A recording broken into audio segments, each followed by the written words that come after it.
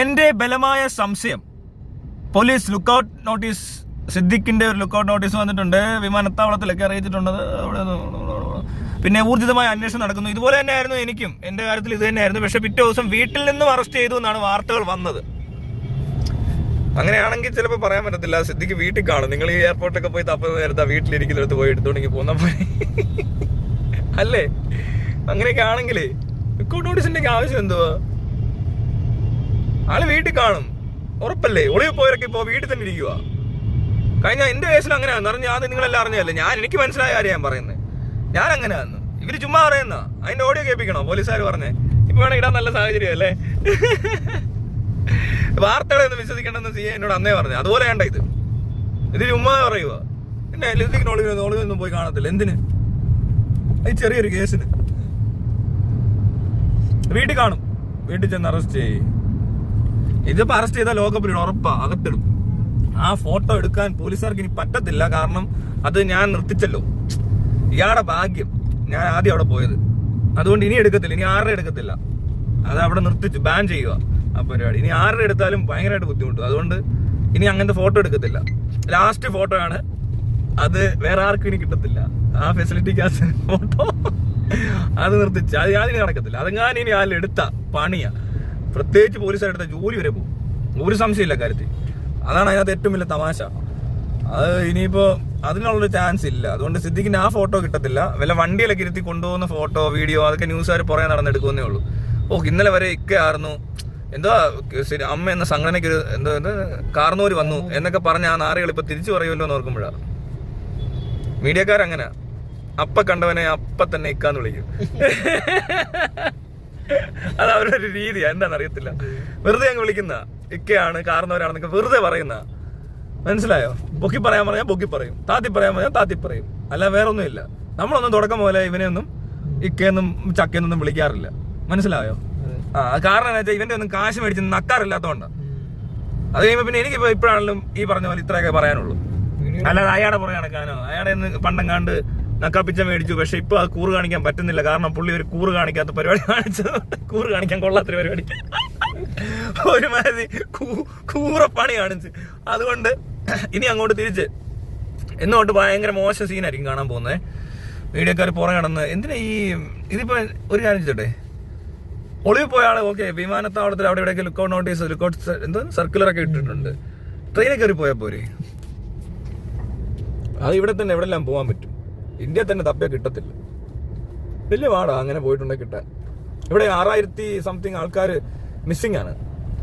അവരെയൊക്കെ കണ്ടുപിടിക്കത്തില്ല എന്ന് അങ്ങനെ ഉണ്ടെങ്കിൽ. നിങ്ങൾ ക്രൈമിന്റെ ഇതെടുത്ത് നോക്ക്, കേരള പോലീസിന്റെ വെബ്സൈറ്റ്. അതിനകത്തെന്ന് പറഞ്ഞാൽ ഏകദേശം 6000 എത്ര പേര്, 6000 7,000 നടത്തില്ല, അത്രയും പേര് ജൂലൈ മാസം കൊണ്ട് മിസ്സിങ് കാണാതായിട്ടുണ്ട്.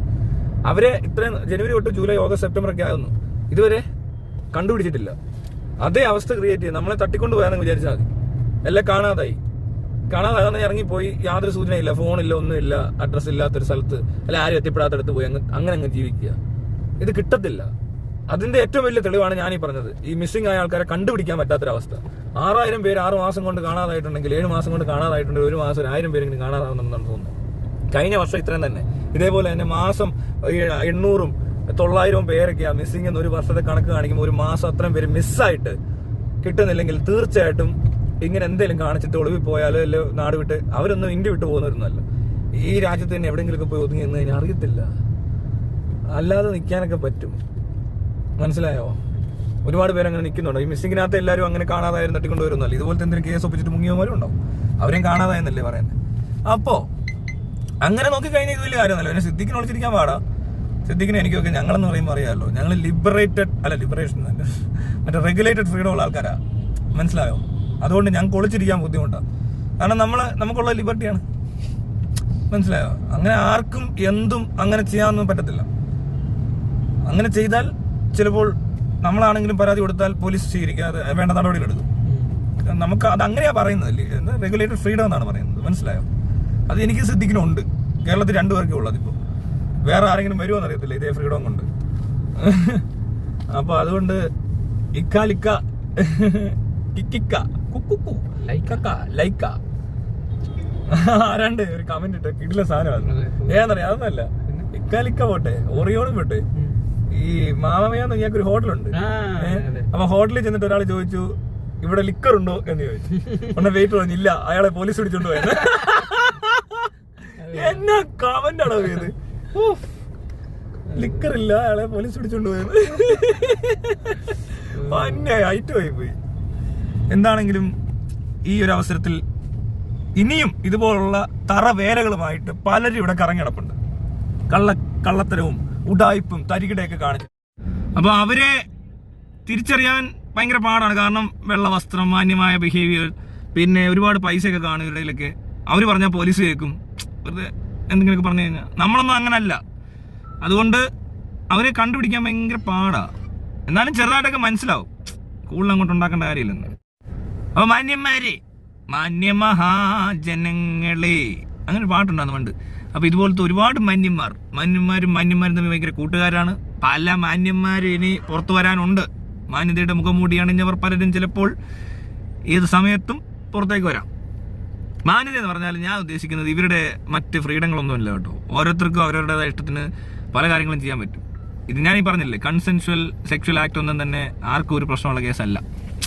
സദാചാരമല്ല ഇത്. ചിലരുടെ വിചാരം ഇതൊരു സദാചാര പരിപാടിയാണ്. ഇതല്ല. ഈ പേടിപ്പിക്കുക, അടിച്ചുകൊണ്ട് പോവുക, കളിപ്പിക്കുക, ബാക്കിയുള്ളവന്മാരെ അങ്ങ് പൊട്ടനാക്കുക, അങ്ങനത്തെ പരിപാടി. ബാക്കി ഒന്നും എടുക്കാറില്ല. ആരെന്ത് കാണിച്ചാലും പ്രശ്നം. പിന്നെ ഇതേപോലെയൊക്കെ നടന്നിട്ട് അല്ല ഇത്തിരി പരിപാടി എല്ലാം കൈ വെച്ചുകൊണ്ടിരുന്നിട്ട് ബാക്കിയുള്ളവനെ നന്നാക്കാൻ ഇറങ്ങും ചിലർ. നാട്ടിലുള്ള പല അമ്മമാരുടെ പരിപാടി, ഇക്കയുടെയൊക്കെ പരിപാടി ഇത്. കൈ മൊത്തം ഉടായ്പ കാണും. എന്നിട്ട് ഭയങ്കര മാന്യം കളിച്ചിട്ട് ബാക്കിയുള്ളവർ എന്തെങ്കിലും മരുന്ന് പറഞ്ഞു അവനെ പിടിച്ച് അകത്തിട്ട് അങ്ങനെയൊക്കെ പറയാവൂ എന്നൊക്കെ പറയുന്ന നാറികളെ പറ്റിയേ ഉള്ളൂ. എനിക്ക് പണ്ട് ഞാൻ ഇങ്ങനത്തെ നാറികളെ എനിക്ക് താല്പര്യമില്ല. ഇങ്ങനത്തെ കുറേ അണ്ണന്മാരുണ്ട് എല്ലായിടത്തും. ഞാൻ പറയത്തില്ല, എവിടെ ഒരു ചെറുക്കനെ പെണ്ണയും കൂടെ പിടിച്ച് കഴിഞ്ഞാൽ ഏറ്റവും കൂടുതൽ അടിക്കുന്നതും ബഹളം വെക്കുന്നതും ആ നാട്ടിലെ പകൽമാന്യനായിരിക്കും. അവനാണ് നിർബന്ധവും, അവനാണ് അത്ര ആവശ്യവും മാന്യനാകണമെന്നുള്ളത്. അല്ലാതെ ഇപ്പം ഞാനൊക്കെ കാണുന്നെങ്കിൽ അവരുടെ ഇവിടെ കിടന്നധികം കറങ്ങാതെ പൊക്കോ, വല്ലവനും കണ്ട് അടിയിട്ട് രക്ഷപ്പെട്ടോളാനേ പറയത്തുള്ളൂ. അല്ലാതെ അവരെ പിടിച്ച് നിർത്തി അല്ലെ അടിക്കുന്ന സ്ഥലം കണ്ടാലും പറയും അടിക്കരുതെന്ന് പറയും. എന്തിനാ അങ്ങനെ ചെയ്യുന്നത്? നമുക്കതിൻ്റെ ആവശ്യമില്ല. മനസ്സിലായോ? നമുക്കിങ്ങനെ മാന്യനാവേണ്ട ആവശ്യമില്ല. കുറച്ച് മാന്യതക്കേട് ഉണ്ടെന്ന് തോന്നിയാലും ഒരു പഴമല്ല മയിരില്ല. മനസ്സിലാകുന്നില്ലേ? മയിരെന്ന് പറഞ്ഞിട്ട് ഇത് ആ സാധനം കേട്ടോ. പിന്നെ ഇനി വേറൊരു അർത്ഥം ഉണ്ടെന്ന് പറഞ്ഞുകൊണ്ട് വരരുത്. അതിന് വേറൊരു അർത്ഥമുണ്ട്, അത് ഭയങ്കര രസമാണ്. ഒന്ന് ഗൂഗിൾ ചെയ്ത് മയിലിൻ്റെ അർത്ഥം നോക്ക്, ഭയങ്കര രസമാണ്. അപ്പോൾ അതല്ല ഇത്. അപ്പോൾ അങ്ങനെയുള്ളത് കൊണ്ട് നമുക്ക് ഇത്രയൊക്കെ മതി. ഇതിനിടയിൽ കയറി ഇങ്ങനെയുള്ള സ്ഥലങ്ങളിൽ ആൾ കളിക്കുന്ന എല്ലാവരും ഒന്ന് നോട്ട് ചെയ്ത് വെച്ചു. ഉടായ്പ ടീമായിരിക്കും. നമ്മുടെ മെയിൻ ടീമുകളൊന്നും ഇതിനെപ്പറ്റി എന്താ പറയാത്തൊന്നും ശ്രദ്ധിച്ചോ? പ്രസിഡന്റൊക്കെ മുങ്ങിയതല്ലാതെ വേറെ ഒന്നും പറയുന്നില്ല ഇതിനെപ്പറ്റി. വാടച്ച് മിണ്ടായിരിക്കും. പല സ്ഥലത്തൊക്കെ പോകുന്നുണ്ട്, പക്ഷെ ഒന്നും പറയുന്നില്ല. എല്ലാം അങ്ങനെയല്ല. എവിടെ ചെന്നാലും ഭയങ്കര പണത്തിലായിരുന്നു. പണം ഞങ്ങൾ എന്തുണ്ടായാലും ഭയങ്കര ശാസ്ത്രീയമായിട്ടൊക്കെ കാര്യങ്ങൾ പറയുമായിരുന്നു. കൊറോണ, ബാക്ടീരിയ, വൈറസ് എന്നൊക്കെ. പിന്നെ അതുകൂടാതെ തത്വചിന്ത, പിന്നെ അങ്ങ് സ്പിരിച്വാലിറ്റി, അങ്ങനത്തെ മറ്റേത്, അങ്ങനെ പലതും ഉണ്ടായിരുന്നു. പക്ഷെ ഇപ്പോൾ ഒന്നുമില്ല. എഴുത്തില്ല, വായനയില്ല, പറച്ചിലില്ല, ഒന്നും കാണുന്നില്ല. അതൊക്കെ പിന്നെ ഞാൻ ഒരു പരിധി വരെ മറ്റവർക്ക് വലിയ ബുദ്ധിമുട്ടില്ലാതെ എന്ത് ചെയ്താലും അതിനൊന്നും നമുക്ക് യാതൊരു പ്രശ്നങ്ങളില്ല. അവരിവിടെ പബ്ലിക്കിൽ കിടന്ന് എന്തെങ്കിലും കാണിച്ചാൽ പോലും അതിനകത്ത് ഞാൻ എതിർക്കത്തില്ല, ഞാൻ അതിനകത്ത് സപ്പോർട്ട് ചെയ്യും. പക്ഷെ ഈ പണി എവിടെ കാണിച്ചാലും അതിനെ എതിർക്കും. കാരണം എന്താ? മറ്റൊരാളുടെ സ്വൈര്യത കളയാനും ഒരു മനുഷ്യൻ ആ കൊച്ചിൻ്റെ ഇത് കേൾക്കണം. അതിന് പിന്നീട് ഒരിടത്ത് സിനിമയിൽ പോയിട്ട് അത് ജീവിതത്തിൽ പോലും പലയിടത്ത് എത്തിയില്ല. സൈക്കാട്രിക് ട്രീറ്റ്മെൻറ്റ് എടുക്കേണ്ടി വന്നു ഇങ്ങനത്തെ ഹരാസ്മെൻറ്റ് കിട്ടിയെന്ന് പറഞ്ഞുകൊണ്ട്. അത്രയും ബുദ്ധിമുട്ടിക്കുക എന്നൊക്കെ പറഞ്ഞ ചില്ലറക്കാരാണ്. ഈ കഴിഞ്ഞ ദിവസം ഞാൻ നോക്കുമ്പോൾ ഇവൻ്റെയൊക്കെ മോന്ത ഇങ്ങനെ വലിച്ചിരിക്കുന്നു. ഈ ചെറിയൊരു സംഭവം ഉണ്ടായപ്പോൾ, ചെറുതെന്നല്ല പറയേണ്ടത്, എന്നാൽ പോലും ഇങ്ങനെ ഉണ്ടായപ്പോൾ അവൻ്റെയൊക്കെ മോന്ത വലിച്ച് ഇങ്ങനെ ഇരിക്കുന്നു. ശ്രദ്ധിക്കുക, കണ്ടില്ല എന്നോ? ആ കബീർ പൊന്നമ്മയുടെ അടക്കത്തിന് വന്നപ്പോൾ ശ്രദ്ധിച്ച് നോക്കിയാൽ മനസ്സിലാവും. മോന്ത ഇങ്ങനെ ഇടിമിച്ച് പോയി. അതിൻ്റെ 10 ഇരട്ടി സ്ട്രെസ് ആ പെണ്ണിനുണ്ടായിട്ടില്ലേ? അവളെ യങ്ങല്ലേ, അവൾക്ക് ജോലി അല്ലെങ്കിൽ അവൾ ആഗ്രഹിച്ച പലതും അവിടെ കിട്ടാതെ പോയിട്ടുണ്ട്. പീഡനം നടന്നിട്ടുണ്ട്. പേടിച്ച് തൂറി വാരി മെഴുകി ആരോടെങ്കിലും പറഞ്ഞിട്ട് അത് കേൾക്കുന്നുണ്ടോ? അതുമില്ല. എവിടെയും ചെന്ന് പരാതിപ്പെട്ടിട്ട് ഒരു പ്രതികരണവും ഇല്ല. നീതി പോലും ലഭിക്കുന്നില്ല. അങ്ങനത്തെ ഒരു സാഹചര്യത്തിൽ അവരെന്തോരം ബുദ്ധിമുട്ടി കാണും. അല്ല, ഇവനിപ്പോൾ ഒരു ചെറിയ ബുദ്ധിമുട്ട് അനുഭവിക്കുന്ന പോലെ കാണുന്നുണ്ട്. അപ്പോൾ അവരനുഭവിച്ച ബുദ്ധിമുട്ട് എന്തോ ആയിരിക്കും അല്ലേ? പറയുന്ന കേട്ടോ ഓർക്കും. ഈ പരിപാടി എല്ലാം കൈ വെച്ചോണ്ടാണ് ഈ കളി കളിക്കുന്നത്. അവിടെയാ പ്രശ്നം. ഈ മാന്യം എന്നൊക്കെ പറയുന്നത് അങ്ങനെ മാന്യനാവരുത്. മനസ്സിൽ ഇങ്ങനത്തെ മാന്യന്മാരെ വേണ്ട. എന്തിനാ ഇങ്ങനത്തെ മാന്യന്മാരിവിടെ? അതെന്ത് തരം മാന്യതയാ? നമ്മളല്ലേ എന്ത് ഓട്ടത്തരം കാണിച്ചോ? എവിടെ വേണേ എന്ത് വേണേ കാണിച്ചോ? വേണേ ഞാൻ പറയുന്നില്ല, അങ്ങറ്റം പരിപാടികളുണ്ട്. പക്ഷെ എങ്കിൽ പോലും അത് ആ പറഞ്ഞ ആൾക്കാരോട് അറിയണം. അല്ലാതെ നീ മാത്രം ഇത് മറ്റേ പഴയൊരു ഡയലോഗുണ്ട്, നീ എന്നോട് സഹകരിച്ചാൽ എനിക്കും നിനക്കും സുഖം, സഹകരിച്ചില്ലെങ്കിൽ എനിക്ക് മാത്രം സുഖം.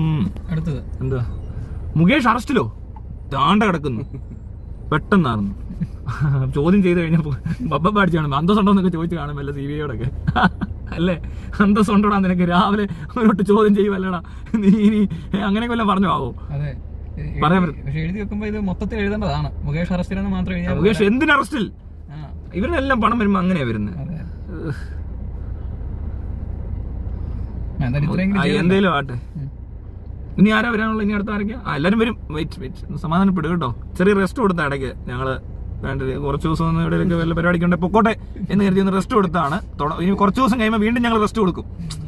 ഇപ്പൊ ഈ ഒരാഴ്ചത്തേക്കുള്ള പരിപാടിയാ. ഇനി അടുത്ത ആഴ്ച വേറെ വരും. അടുത്ത ആഴ്ച എന്ന് പറഞ്ഞാൽ ഏതാണെന്നറിയോ? PV അൻവർ.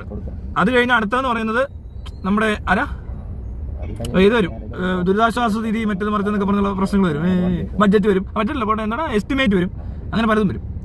അത് കഴിഞ്ഞ് അടുത്ത റൗണ്ട് എന്ന് പറയുന്നത് വീണ്ടും ഹേമ കമ്മിറ്റി, കമ്മീഷൻ, SIT, മറ്റേത് മറിച്ച് എന്തൊക്കെ അങ്ങനെ പലതും വരും. ആ റെസ്റ്റ് എടുക്കാനുള്ള സമയം കൊടുക്കാറുണ്ട്. അത് ഞങ്ങളുടെ ചാത്തന്മാരുടെ ഒരു പരിപാടി. ചാത്തന്മാർ കൊണ്ടുവരുടാ. അപ്പൊ എനിക്ക് ആ ഫോട്ടോ എടുക്കാൻ പറ്റത്തില്ലല്ലേ, അത് ഞാൻ മറന്നുപോയി. ഞാൻ തന്നെയാണല്ലോ ഇത് നിർത്തിച്ചത്. ഇനിയിപ്പോ ഞാൻ തന്നെ അത് എടുക്കാൻ പറയുന്നത് ശരിയല്ല, കോടതി എന്ത് വിചാരിക്കും?